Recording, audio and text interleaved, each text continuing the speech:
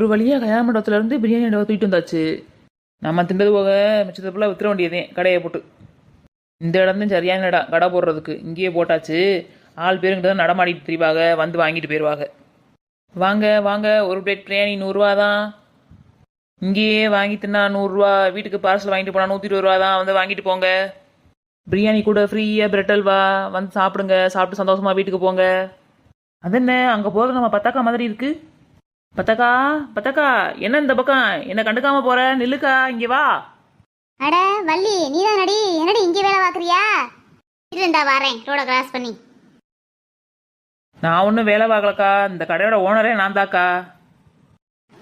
பாரியா, நம்ம நெட்ட வழி புதுசு புதுசாக கடைக்கு ஓனர் ஆகுறா.